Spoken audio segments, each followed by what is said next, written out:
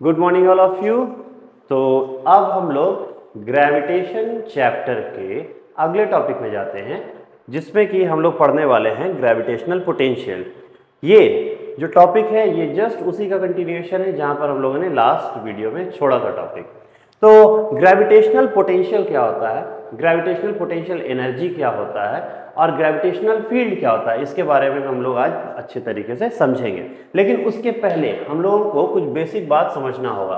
पहला, gravitational potential और gravitational potential energy का बेसिक डिफरेंस क्या है।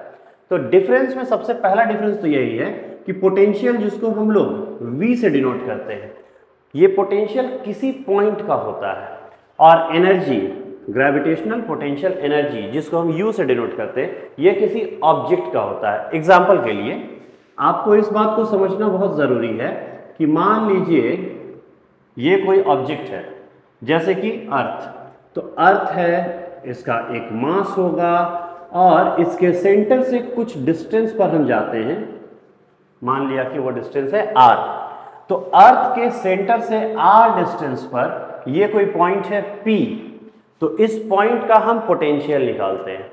तो यहां पर हम इस पॉइंट का पोटेंशियल निकालते हैं ड्यू टू दिस अर्थ। अगर इस अर्थ को ही हम एग्जिस्ट ना होने दें तो इस पॉइंट का कोई पोटेंशियल नहीं होगा।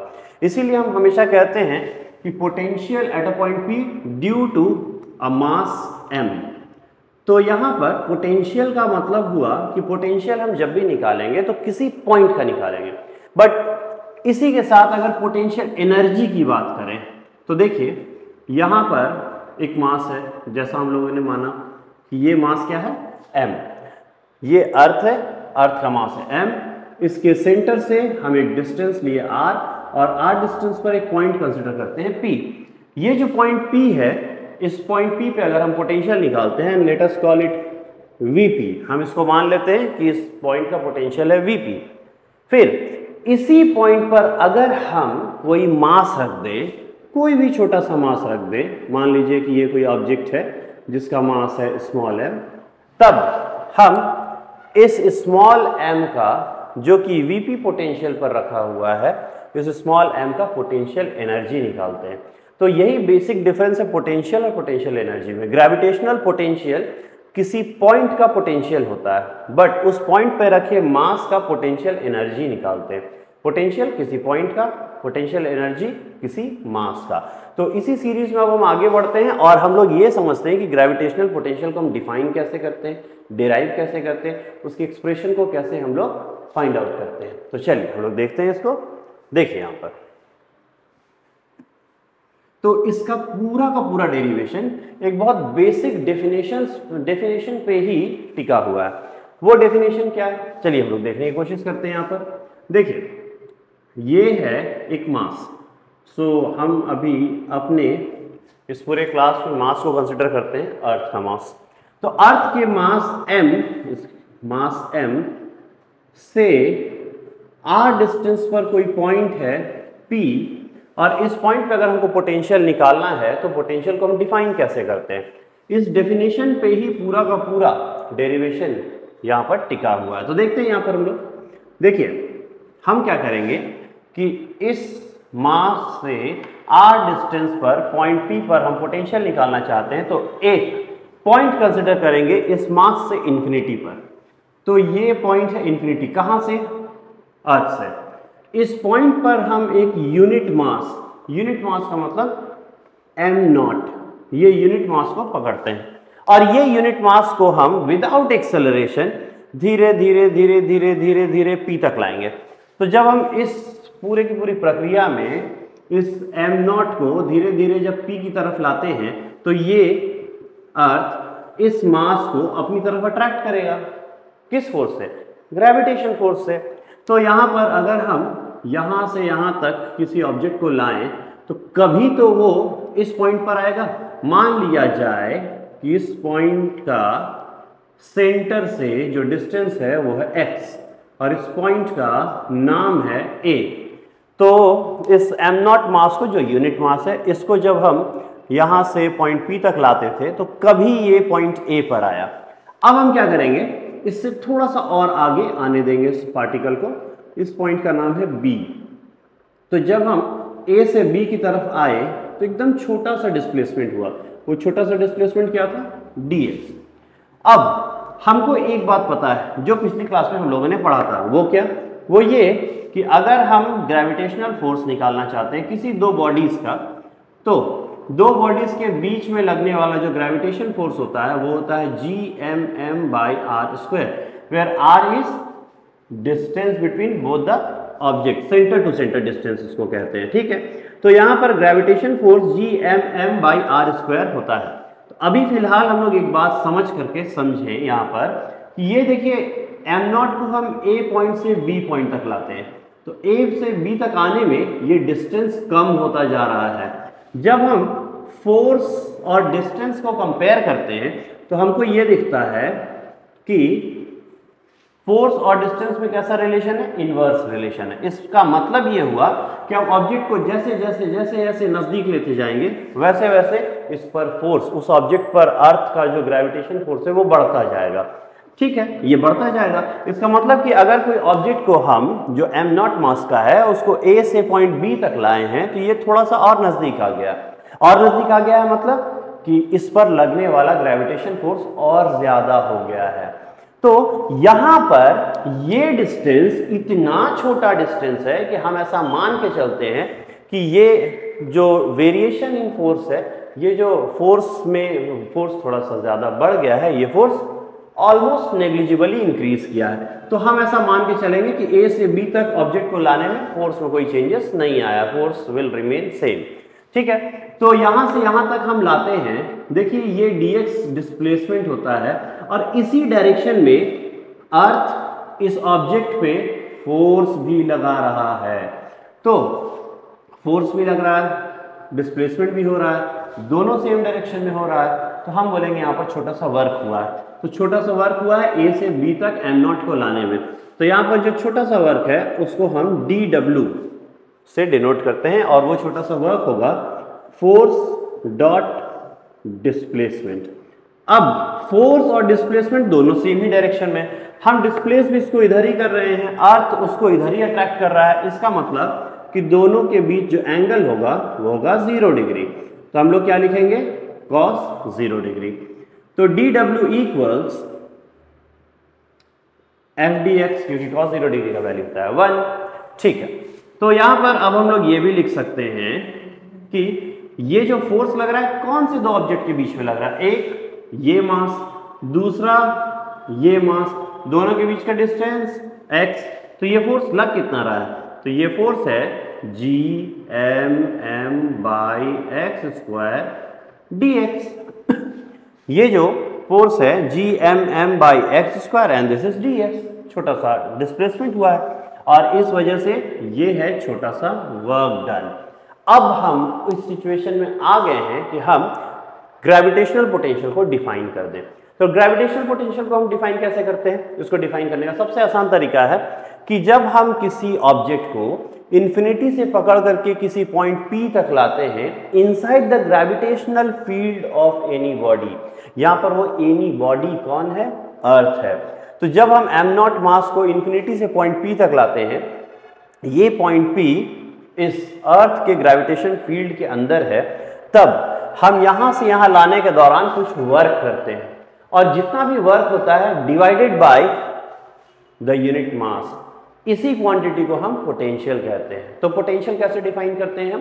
पोटेंशियल डिफाइन करने का तरीका यह है कि potential at a point P is defined as the unit mass, the work done in bringing the unit mass from infinity to point P inside the gravitational field of earth। यहां पर हम अर्थ माने इसलिए हम लोग यहां पर बोल रहे हैं inside the gravitational field of अर्थ। वैसे यहां पर कोई भी ऑब्जेक्ट हो सकता था, मींस ये अर्थ हो सकता था, ये जुपिटर हो सकता था, ये वीनस हो सकता था, कुछ भी हो सकता है। तो अगर यहां पर कोई भी प्लैनेट या कोई भी ऑब्जेक्ट हो, उससे कोई फर्क नहीं पड़ता है, अगर कोई भी ऑब्जेक्ट हो, अगर उसका एक ग्रेविटेशनल फील्ड है, और एक बात मैं आपको बताना चाहूंगा कि ग्रेविटेशनल फील्ड जो होता है वो पूरे नेचर का सबसे वीकेस्ट फोर्स होता है लेकिन लॉन्गेस्ट रेंज फोर्स होता है। थियोरेटिकली अगर आपसे कोई पूछे कि ग्रेविटेशनल फील्ड जो है उसका रेंज क्या होता है, तो आप क्या बताएंगे कि उसका रेंज इंफिनिटी होता है थियोरेटिकली। प्रैक्टिकली ये फॉलो ऑफ करता है, लेकिन ऐसे अगर हम थियोरेटिकली बात करें तो इसका रेंज इनफाइनाइट होता है। पूरे के पूरे यूनिवर्स को, पूरे के पूरे ब्रह्मांड को बांध कर रखने वाला जो फोर्स है वो यही सबसे वीकेस्ट फोर्स है, जो सबसे लॉन्गेस्ट रेंज का फोर्स भी होता है। तो यहां पर ये पॉइंट जो है ये अर्थ के ग्रेविटेशनल फील्ड के अंदर है। जब किसी ऑब्जेक्ट को जिसका मास m0 है हम यहां से पकड़ करके इस पॉइंट P तक लाए हैं तो उसमें कुछ वर्क हुआ है, वही वर्क पर यूनिट मास को हम क्या कहते हैं? Potential at that point due to the source mass. इसे हम क्या कहते हैं? सोर्स मास।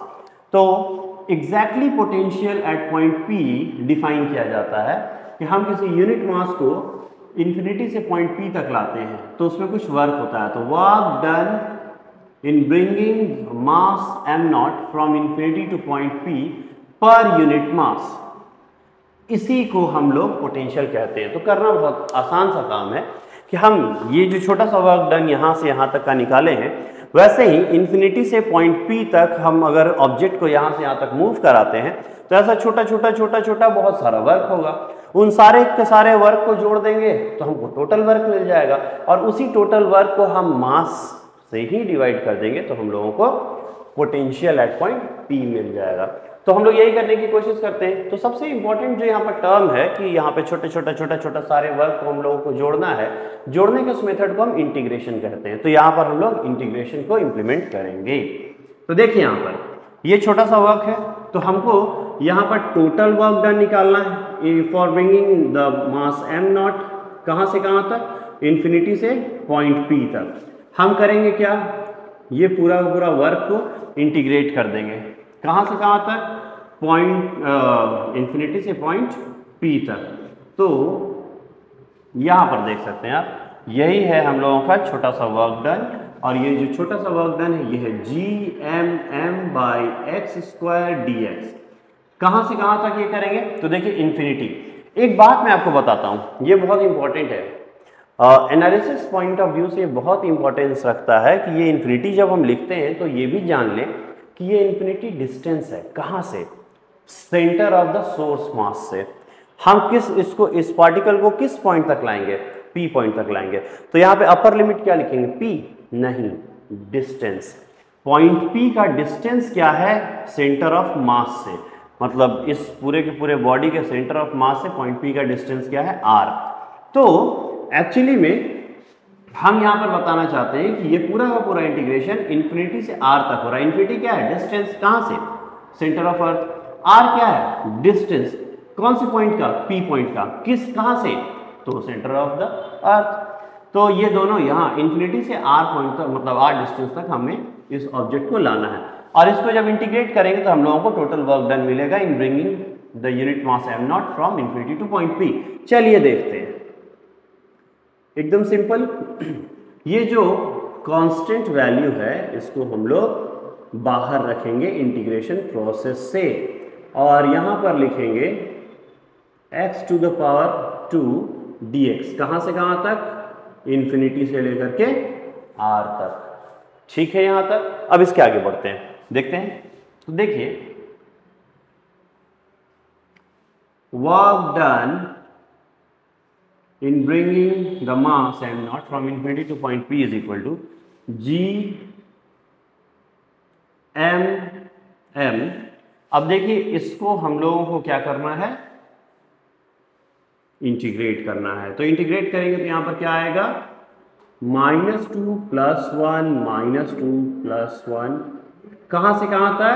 इन्फिनिटी से R तक। चलिए देखते हैं भाई क्या आता है। ये -1 है, बाहर लाएंगे, -gmm आएगा।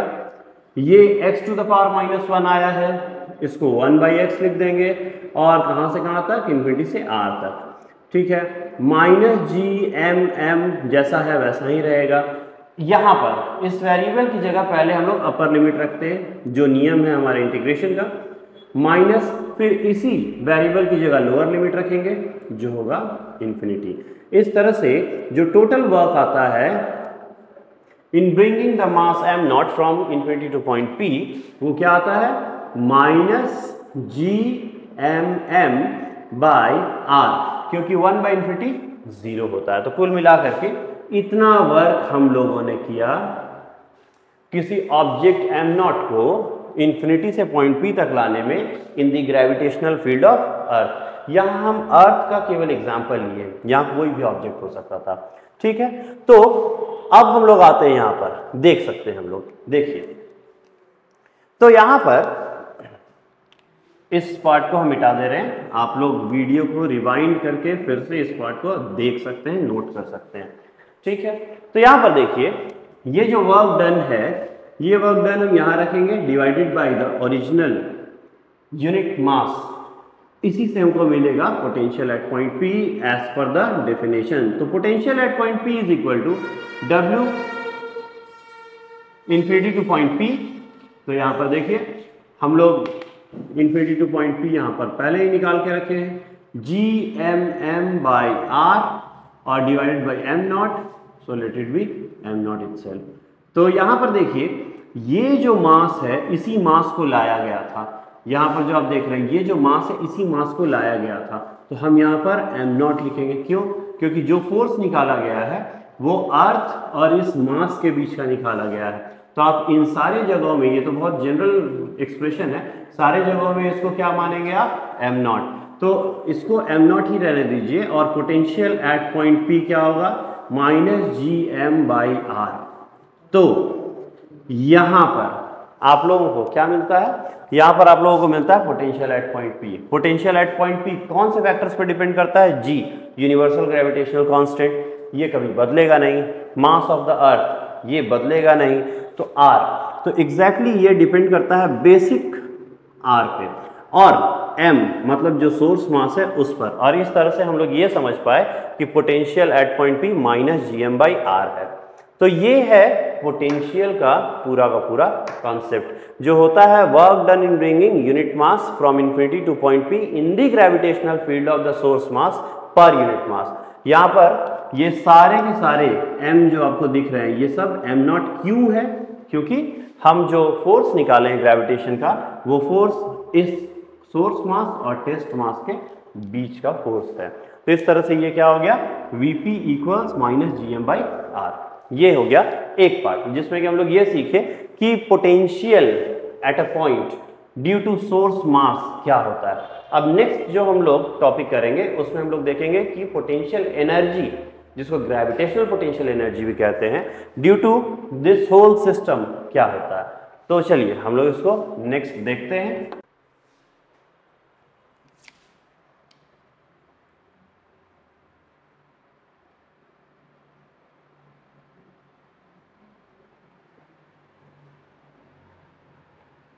ग्रेविटेशनल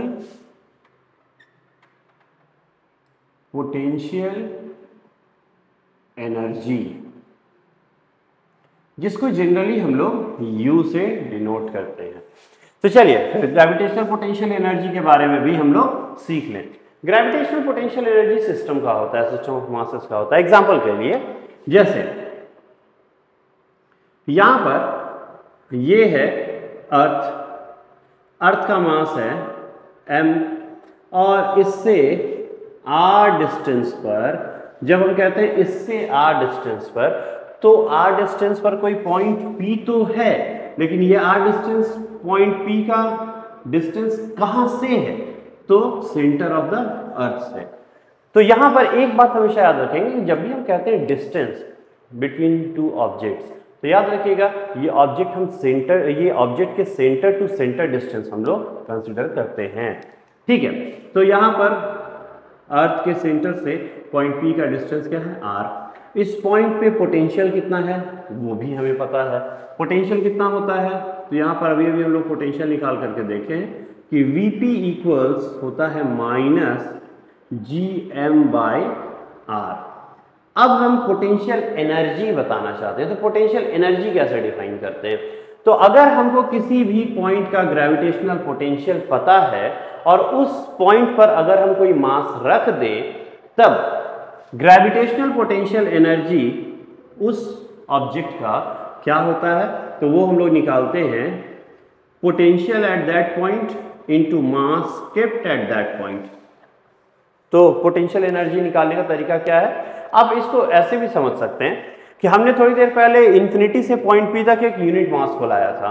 अगर उस यूनिट मास की जगह हम कोई भी एब्स्ट्रैक्ट मास को यहाँ पर से यहाँ तक ले जाते, कोई भी वैल्यू ऑफ मास को यहाँ से यहाँ तक ले जाते, तो उस केस में हम लोग कहते हैं कि total work done in bringing unit mass और any mass from this point to point P inside the gravitational field of earth is energy. Which kind of energy? Gravitational potential energy. तो यहाँ पर देखते हैं हम लोग ग्रेविटेशनल पोटेंशियल एनर्जी। तो देखिए इसको भी हम लोग अच्छे से समझ लेते हैं। तो देखिए इसको हम ऐसे भी कर सकते हैं, अदरवाइज हम इसको इस तरह से भी लिख सकते हैं, work done in bringing any mass from infinity to point P is equal to gravitational potential energy.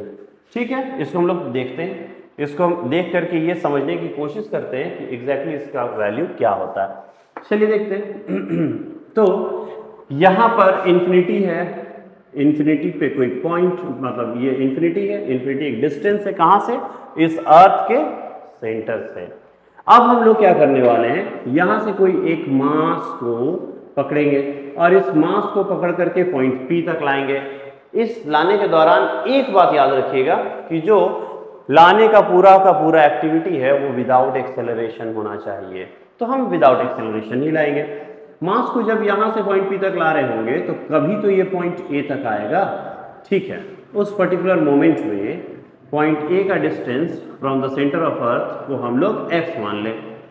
थोड़ा सा और डिस्प्लेस करा देते हैं, एकदम थोड़ा सा डिस्प्लेस करा देते हैं। कहाँ तक? पॉइंट B तक। कितना डिस्टेंस? dx distance.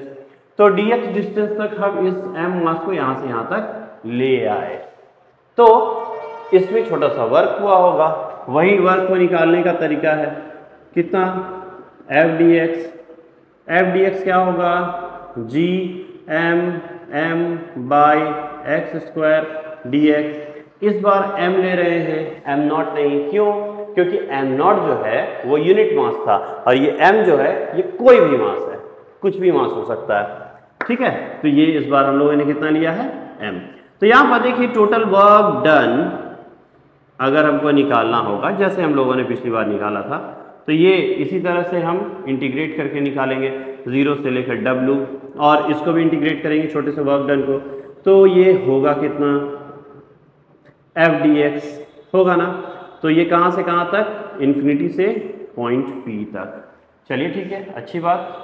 अब हम लोग देखने की कोशिश करते हैं। यहाँ पर देखिए F का value G m m by x square d x. कहाँ से कहाँ तक? तो ये इन्फिनिटी से R तक। याद रखिएगा इन्फिनिटी भी डिस्टेंस है और R भी डिस्टेंस है पॉइंट P का सेंटर ऑफ अर्थ से। हम यहाँ पर इन्फिनिटी से पॉइंट P नहीं लिख सकते हैं। आप इन्फिनिटी को पॉइंट मानने की गलती ना करें, ये डिस्टेंस होता है। और इस पूरे के पूरे प्रोसेस में जब भी हम डिस्टेंस की बात करेंगे, मेजरमेंट की बात करेंगे डिस्टेंस की, तो हम सारा का सारा मेजरमेंट जो डिस्टेंस का होगा वो सेंटर ऑफ अर्थ से करेंगे। तो चलिए हम लोग आगे देखते हैं क्या होगा। तो यहाँ पर जी एम एम जो कांस्टेंट क्वांटिटी है उसको बाहर निकालते हैं। यहाँ पे x to the power -2 dx। कहाँ से कहाँ तक? इन्फिनिटी से R तक। नेक्स्ट, जब इस पूरे प्रोसेस को हम आगे बढ़ाएंगे, जैसे कि हम लोगों ने बढ़ाया था, तो हम लोगों को क्या मिला था? चलिए उसको भी देख लेते हैं यहाँ पर। तो हम लोगों को टोटल वर्क डन मिला था कहाँ से कहाँ तक लाने के लिए? इन्फिनिटी से पॉइंट P तक लाने के लिए। कितना मिला था? जी एम एम बाई, यहाँ पर हम लोग लिखेंगे R माइनस, है कि नहीं? तो यहाँ पर आप देखिए एग्जैक्टली इसी वर्क डन को हम potential energy at point P कहते हैं, of mass m, of mass small m। ठीक है, ये पोटेंशियल है, इस पॉइंट का पोटेंशियल है Vp। इस पर अगर कोई मास को हम रख दें तो हम लोगों को उस मास का पोटेंशियल एनर्जी मिल जाएगा। कौन सा potential energy? Gravitational potential energy. ऐसा मैंने क्यों पूछा कौन सा? क्योंकि बहुत सारा पोटेंशियल एनर्जी होता है। ग्रेविटेशनल पोटेंशियल एनर्जी होता है, इलास्टिक पोटेंशियल एनर्जी होता है, इलेक्ट्रोस्टैटिक पोटेंशियल एनर्जी होता है। इस तरह के बहुत सारे पोटेंशियल एनर्जीज होते हैं। हम यहाँ पर फिलहाल जो स्पेसिफिकली जिस पोटेंशियल एनर्जी की बात कर रहे हैं वो कौन सा पोटेंशियल एनर्जी है, वो ग्रेविटेशनल पोटेंशियल एनर्जी है। ठीक है, तो फिलहाल हम लोग इतने लंबे प्रोसेस में गए और टोटल वर्क डन निकाला, एक मास को इन्फिनिटी से पॉइंट P तक लाने में inside the gravitational field of अर्थ, तो वो वर्क डन इतना निकला। और जो भी वर्क लगा, वो जो भी वर्क हुआ, वो सारा का सारा वर्क ही पोटेंशियल एनर्जी है इस मास का, जब उस मास को इस पॉइंट पे रखा गया। इसको निकालने का एकदम सिंपल सा जो तरीका है वो क्या है, तो वो भी हम लोग देख लेते हैं, जो मैंने आपको सबसे पहले बताया था। क्या वो ये कि अगर आपको किसी पॉइंट का पोटेंशियल पता है, जैसे हमको पोटेंशियल एनर्जी निकालना है, अगर किसी पॉइंट का पोटेंशियल पता है, ग्रेविटेशनल पोटेंशियल Vp, और उस पॉइंट पे अगर कोई मास आप रख दें, तो gravitational potential at point P into mass को भी हम लोग पोटेंशियल एनर्जी ही कहते हैं। आप देख सकते हैं यहाँ पर हम लोग gravitational potential at point P जो पूरे इंटीग्रेशन के मेथड से हम लोगों ने डिराइव किया था, वो क्या था, -gm/r, और यहाँ पर अगर कोई मास m रख देते हैं, तो total potential energy at point P क्या होगा, gmm/r। आप देख सकते हैं ये एकदम सिंपल प्रोसेस था, और सिंपल प्रोसेस से हम लोगों ने यहाँ पर निकाल लिया पोटेंशियल एनर्जी। तो पोटेंशियल एनर्जी ऐसे भी हम निकाल सकते हैं, अदरवाइज पोटेंशियल एनर्जी एनालिटिकल वे में अगर जाएं तो हम लोग इस पूरे के पूरे इंटीग्रेशन मेथड से भी निकाल सकते हैं। तो इस तरह से हम पोटेंशियल एनर्जी निकालना सीखते हैं। लेकिन पोटेंशियल एनर्जी और पोटेंशियल के बीच का जो सबसे पहला डिफरेंस था और सबसे इंपॉर्टेंट डिफरेंस था, जो हम लोगों ने सबसे शुरू में डिस्कस किया था, उसको याद रखिएगा कि पोटेंशियल किसी पॉइंट का होता है और पोटेंशियल एनर्जी किसी मास का होता है। तो इसके साथ हम लोग इस वीडियो को खत्म करते हैं, और नेक्स्ट वीडियो में हम लोग ग्रेविटेशनल पोटेंशियल एनर्जी के आगे वाला जो टॉपिक है, जिसको हम लोग कहते हैं ग्रेविटेशनल फील्ड, और उसका एनर्जी, उसकी इंटेंसिटी, ये सब निकालना सीखेंगे और उससे रिलेटेड कुछ न्यूमेरिकल्स भी बनाएंगे। तब तक के लिए बाय बाय।